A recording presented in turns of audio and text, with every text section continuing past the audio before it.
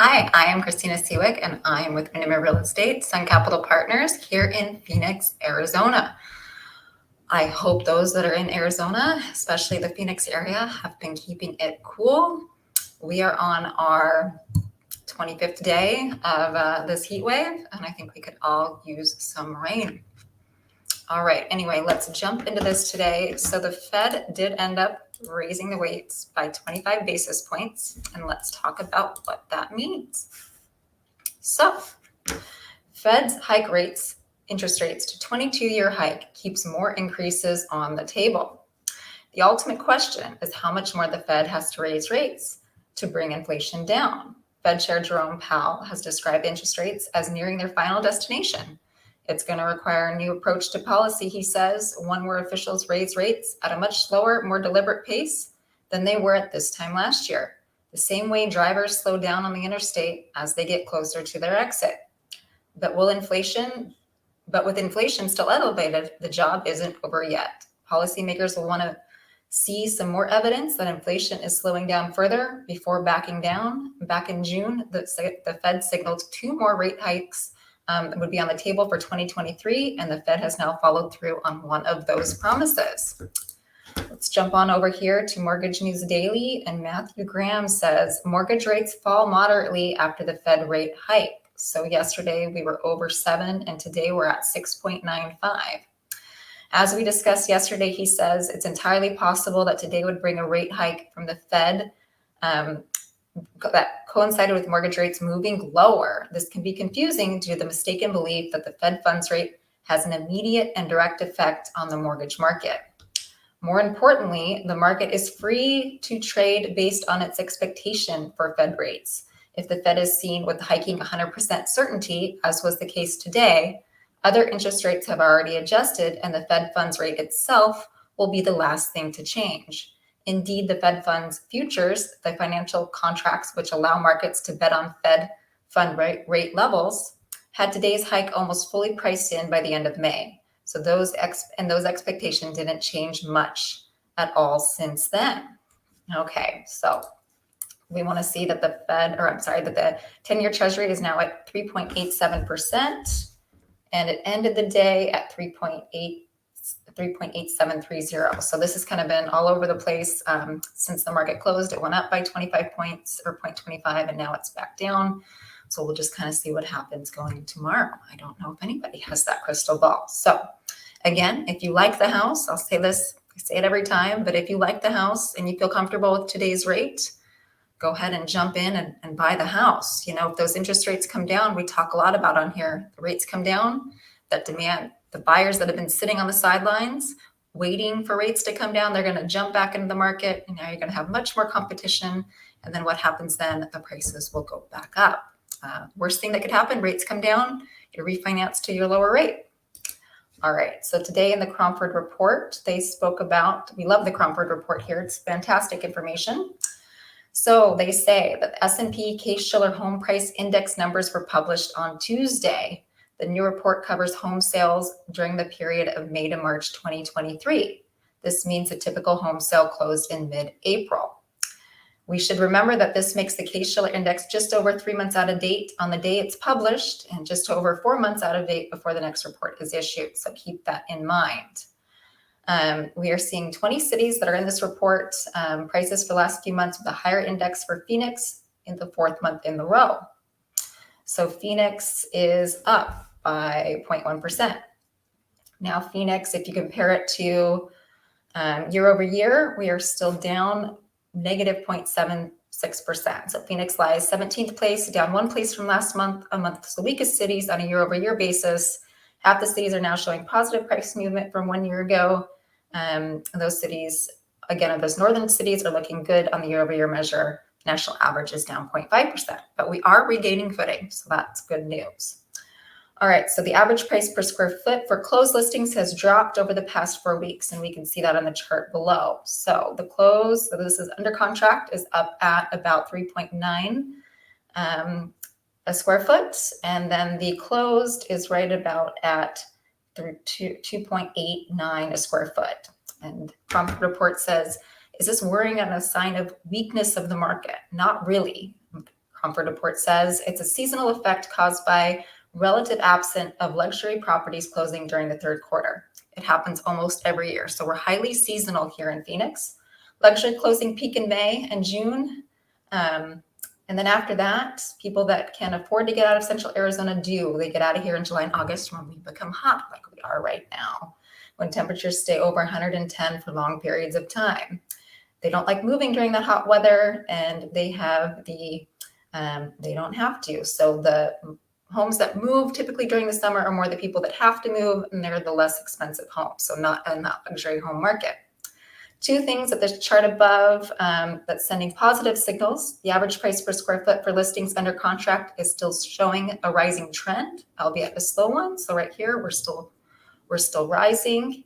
And the average percentage of foreclosed listings is climbing up. You can see that red and brown lines are getting closer together over time. So if we look here, they were farther apart here, and now they are getting closer together here. All right. So the Cromford Index is still telling us we're in a seller's market. So we're between 160 and 165, even though it's no longer moving higher. So here's what's going on for the largest 17 cities. So you can see Chandler is up 9%. Fountain Hills is down 14%. Paradise Valley up 5%. Cave Creek down 18%. And let's see, Maricopa up 1% and Buckeye up 16%. The downward trend in the overall market has accelerated, and the average change in these 17 cities over the last month was down 5.3%. So more negative than last one we measured at down 3.3%. So again, that could be seasonal, as we were talking about just a moment ago. And also, when mortgage rates jump back over the 7% marker for the 30-year fix, 7% seems to be, and we've spoken about this before, that psychological impact number that buyers just aren't really willing to pay. All right, so the resale market is still unhealthy despite CMI readings. Demand is low and getting weaker. The reason the CMIs are so low is that the supply is very low and not improving by much, if at all. There's few buyers and not much for them to buy. So in the Phoenix market, we are lacking inventory, and we are lacking good inventory. So what's that doing? That's making the new construction market much better. So the new home market is in a much stronger position. Many buyers are preferring new homes, and the builders are willing to construct them if the buyers can afford them. And they're also providing still seller concessions to home buyers that are looking in the new construction market.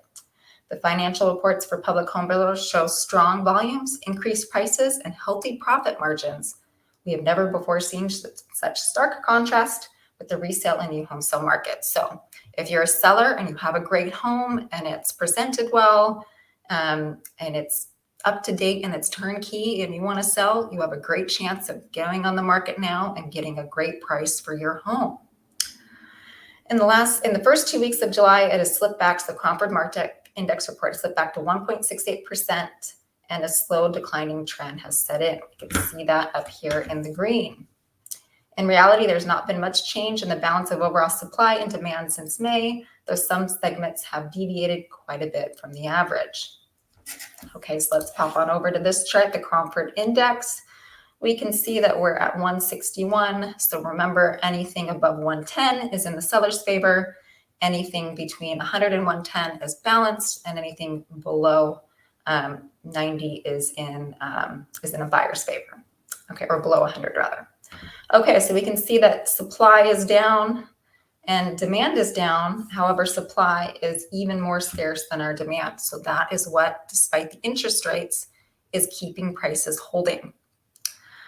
That is what's doing it, just the simple economics of supply and demand. And what's different about this market is as interest rates have gone up and affordability has gotten higher and harder, to obtain, people are still making it happen and jumping in and buying those homes, primarily because if they're carrying any debt at all, they're carrying debt that's on low interest rates. So they're able to go ahead and still buy these homes at a higher interest rate that normally, when the interest rates would go up, we would have the housing market come down because it would be at unattainable levels. However, we're not seeing that this time around. So buyers are still out there, and they are still jumping into the market because people still have to move. Even though 42% of the people right now own their homes outright with no loans on them whatsoever, and the rest of them, a large percentage of them have rates, under 4%.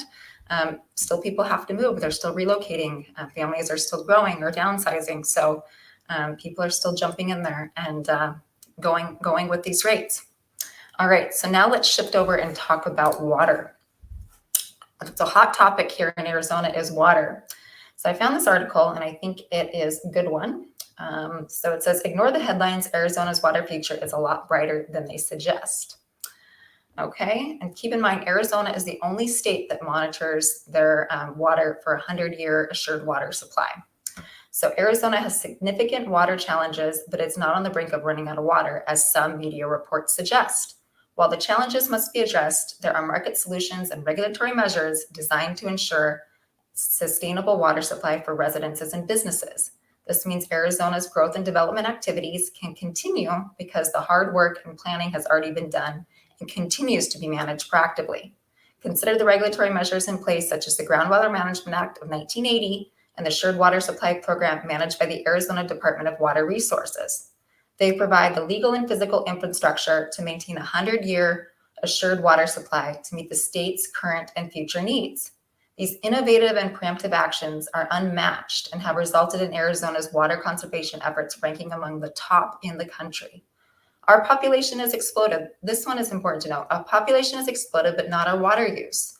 The state has reduced its water usage to the same level it was in the 1950s, despite population growing from 1.1 million to 7.1 million. This is due to increased efficiency, conservation, and a reduction of agricultural land, which is a significant water user. According to the data from the Arizona Department of Water Resources, municipal water use, including residential use, accounts for about 20% of Arizona's water demand. Municipal providers, all active management areas, AMAs, have decreased their groundwater withdrawals by 26% from 2000 to 2019. Good stewardship and conservation efforts are working. Most of Metro Phoenix isn't facing a water scarcity. It's crucial to understand that the water supply is not uniform across the state. While some areas in the outskirts of Phoenix may be experiencing water scarcity, that's not the case for the entire region. In fact, Phoenix has the ability to grow responsibly for the next 20 to 30 years because of its conservation programs, and the city is included in one of the 5 AMAs that guarantee water for projects in the service area. Jumping down here, Arizona has stored underground water for years. As noted, Arizona has taken steps to address its water challenges. The state has 5 times more water stored than it consumes and has never mandated a municipal or residential restrictions to use in its history. It has stockpiled 13.2 million acre feet of water. So what is an acre foot? You may ask. So an acre foot is 1 acre foot volume. So it's 66 feet, 1 foot high, and 660 feet long. So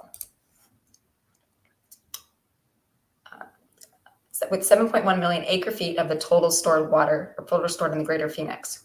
Additionally, the state has pumped extra water from the Colorado River into the central Arizona and its underground aquifers, which are still largely untapped. We are better prepared than other states. Arizona operates under a multifaceted portfolio of water supplies with the most advanced program for managing underground groundwater in the United States. Vast aquifers allow the state to access water during periods of drought, and Arizona has been prepared for decades for shortage declarations. Just 36% of Arizona's water supply is provided by the Colorado River. By comparison, Nevada is 100% reliant on the Colorado River.